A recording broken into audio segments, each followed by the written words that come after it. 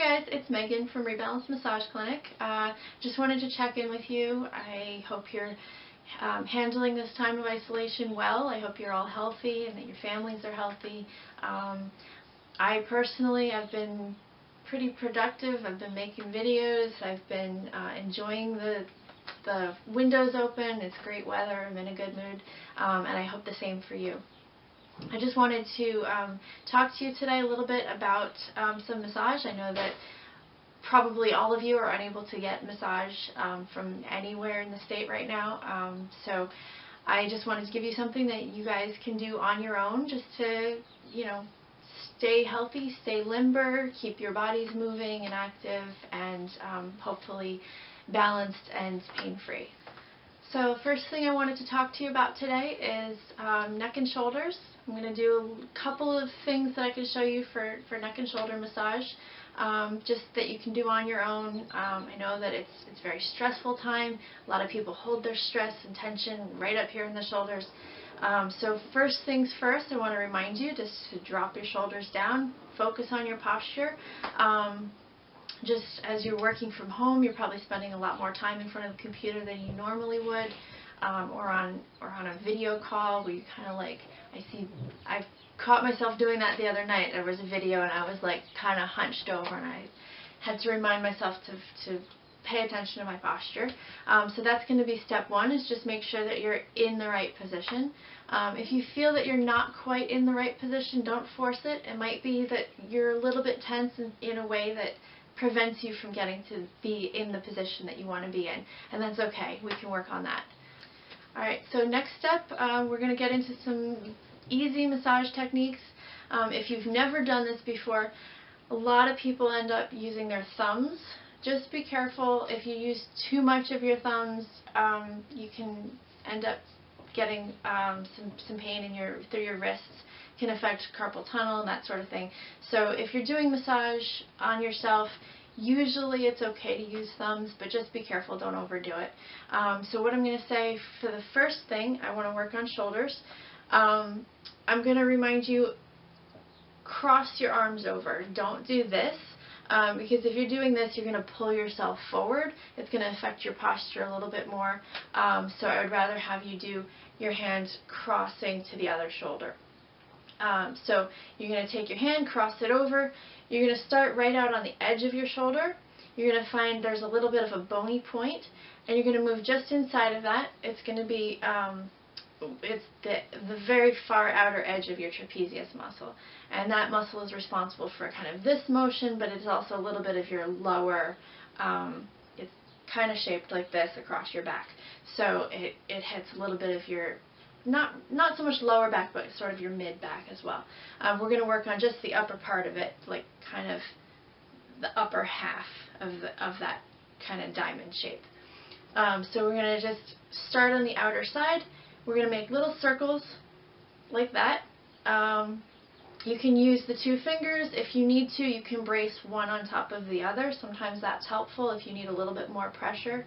If you want to do your thumb, you can. Kind of like dig that really in there. I like the two fingers. I can brace it. I can get a good amount of pressure that I personally need. So it's up to you, whatever pressure works for you, whatever position works for you. Some people, if you want to use knuckles, you can dig your knuckles right in there, but this one's my favorite. So I'm just going to make small circles, sliding, just moving slowly inward as I go. Ooh, got a little tight spot there. So just gonna move upward, just follow that muscle all the way up to the base of the neck where it inserts. If you hear noises, that's my cat. Don't mind her. She's just roaming around the room right now. Alright, and then you're going to make sure you stay even on the other side. Make sure you get both sides evenly. If one side feels a little bit more tight than the other, then you can focus more on that side, but just make sure you don't neglect the other side. So I just showed you both sides of the trapezius. One thing I did neglect to mention, if you want to do, I showed the different finger positioning. If you want to do more of a pinch, A pinch can be helpful as well. You can grab the whole muscle. Ooh, I got a sore spot there. You can grab and pull, either pull up or pull kind of like away from the bone if you feel like that's helpful. So just try and grab the pinch. Some of you may find that's just way too much pressure. Like for me, sometimes I like it. Today it's just too much. I can't handle it. So just, you know, be aware of your limitations and try new things. If you feel like you want to see how that feels, give it a shot. It might be too much for you. Just ease off on it if you don't want to do that. That's fine. Okay, so I showed you both sides of the trapezius. I'm going to move on to the levator scapula, which is another muscle that helps with that upward movement. I'll turn a little bit so that you can see, but the levator starts way back here on the top of your shoulder blade, and it runs up your neck into like the kind of the back of your skull area. So what I would say is, you again, remember to cross your arms over. Don't do straight back this way, but you're going to cross over. For me, right now, it helps to go under the shirt. It's up to you. If you want to go over, that's fine. Actually, I am going to do it over so you can see what I'm doing. So just right at the top of my shoulder blade, I'm again going to do those small circular movements, just around, sliding, moving my way up that muscle. So right up in here, working all the way up along, up until the kind of the very base where your skull meets your neck. So right up in here. Alright, make sure you've gotten both sides of your levator scapula, which is that muscle that runs from your shoulder blades up into the base of your neck. We're going to move on to the scalenes, which are right in here along the sides. They are responsible, they help with forced inhalation. So if I do that kind of movement, it helps lift everything a little bit so that I can breathe in. It's not the primary muscle for inhalation, but it helps if you're really struggling to breathe. Sometimes your scalenes will kick in because they do attach right onto your collarbone and your rib cage. So we're going to just do, again, I'm going to stick with the two fingers, and we're just going to make small circular movements. If you want, you can do more of, well, I've got a necklace on, but you can do more of like a gliding stroke if that helps. That may feel better for you. It just depends on what's going on with your neck. I will say, if you do the gliding stroke, you might want to use a little bit of oil. I like olive oil if you don't have actual massage oil, but you could use lotion if that helps. I would say try and stick more with just a small dab of olive oil. I think that's probably the best as far as texture for just giving you just enough glide that you can move up there without feeling like you're pulling on your skin. So just slide up. I'm going to go back to the circles. It just is what feels best for me right now. And then just make sure you get both sides.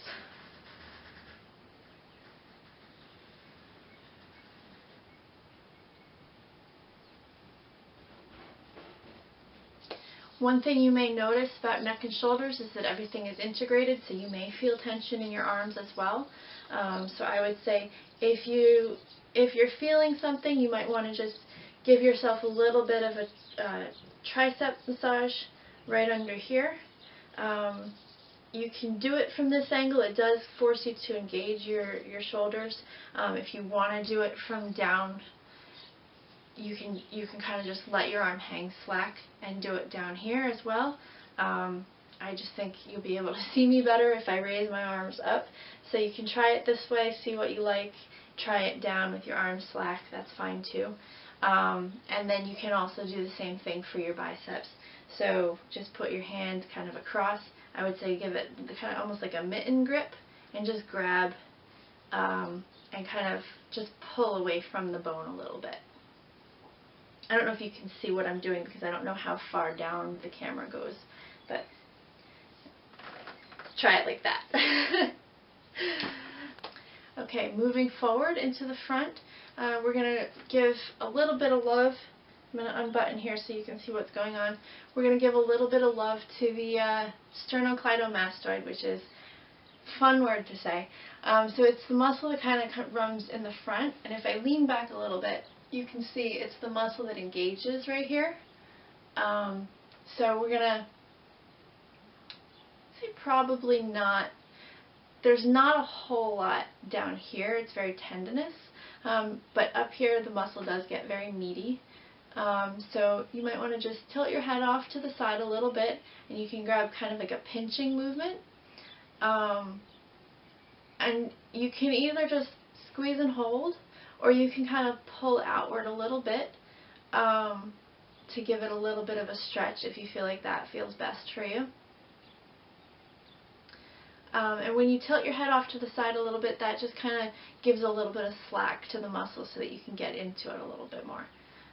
If I tilt my head off to the side here, it kind of tightens everything up.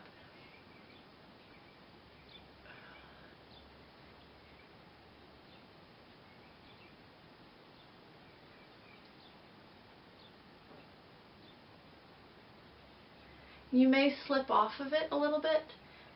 That's fine. If you slip off, just get a better grip later on, the next time you grab it.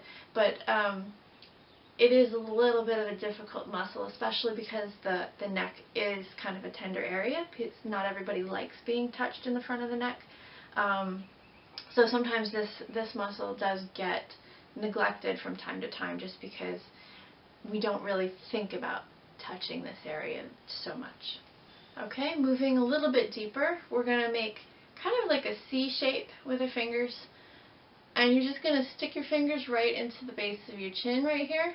You don't have to do a whole lot of this because it is a little bit of a weird feeling, but there are muscles underneath your tongue that help support, kind of almost like creating a hammock or a sling for your tongue to kind of have a foundation. So we're going to just give a little bit of just pay attention to it really quickly. You don't have to do a whole lot. Just kind of slide in and down. And when you do this, you may feel like you need to swallow a little bit. That's fine. That's just part of what your body's natural reflex is to do.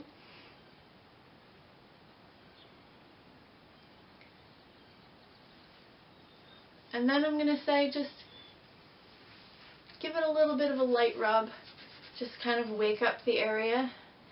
And that's kind of what I have as far as massage. I would say after that, if you still feel a little tight, you might want to do some stretches. You can do side-to-side stretches this way. If you feel like that's not enough of a stretch, you can take your shoulder, put it behind, take your arm and put it behind your back, which anchors your shoulder down. And when you do that, it's just going to keep your shoulder in place, give you a little bit more of a stretch that way. You can also do arms across. You can do full range of motion movements. You can do kind of the pulling where you put your arm. Basically try to put your arm right down onto your shoulder like you're giving yourself a pat on the back. And if you need more of a stretch, you can take this hand and just push that elbow a little bit further so that it's closer to being upright. And that stretches everything right in here. Another stretch you can do that kind of loosens your shoulders up is you can do kind of, what you're going to do is engage the muscles in your back. Imagine that you're holding a credit card in between your shoulder blades and you're just trying not to let it drop. So you're going to engage those muscles, which loosens up your pecs and a lot of the musculature through your front. So you kind of pull this way, and then if you need to, if you want to make yourself balanced, you can do the same thing, stretch those back muscles by pulling your shoulders forward. Anytime you do that, you just want to make sure you always return back into a neutral position. Always pay attention to your posture.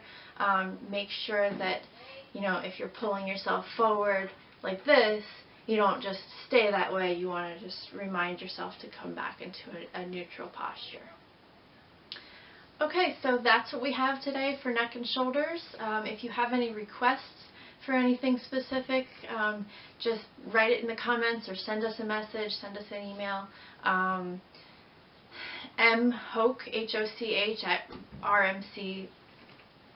rmclinics.com, or Tara at rmclinics.com. You can just contact us, let us know if there's something that you want to see us do in a future video. Just send us a message, keep us aware. Stay safe, stay healthy, stay isolated, stay sane in your isolation, and reach out to people, find things to do remotely that keep you engaged in community. Be well.